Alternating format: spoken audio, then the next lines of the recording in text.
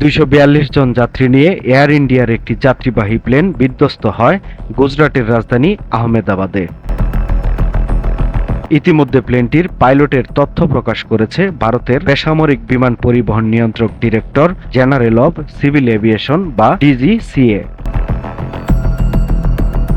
ডিজিসিএ-কে উদ্ধৃত করে সংবাদ সংস্থা এএনআই জানিয়েছে, প্লেনটির পাইলট ছিলেন ক্যাপ্টেন সুমিত সাবারওয়াল। তিনি একজন এলটিসি অর্থাৎ যিনি অন্য পাইলটদের প্রশিক্ষণ দেন। ক্যাপ্টেন সুমিতের ৮২০০ ঘন্টা বিমান চালানোর অভিজ্ঞতা ছিল। তার সঙ্গে কো-পাইলট ছিলেন ক্লাইভ কুন্ডার। কো-পাইলটের বিমান চালানোর অভিজ্ঞতা ছিল ১১০০ ঘন্টা।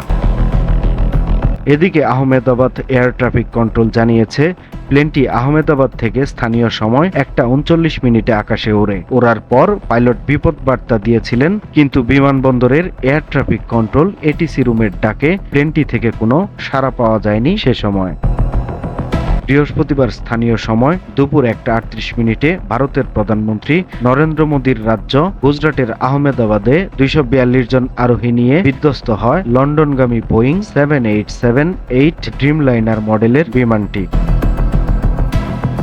স্থানীয় বিজে মেডিকেল কলেজের একটি ছাত্রাবাসের উপর উড্ডয়নের মাত্র ১ মিনিটের মধ্যেই বিধ্বস্ত হয়।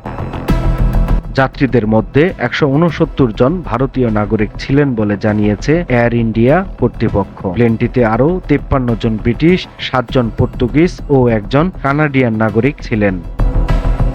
অপরদিকে দুর্ঘটনার পর থেকেই ঘটনাস্থলে উদ্ধার অভিযান চলছে। বিমানবন্দর এলাকার কার্যক্রম সাময়িকভাবে বন্ধ রাখা হয়েছে।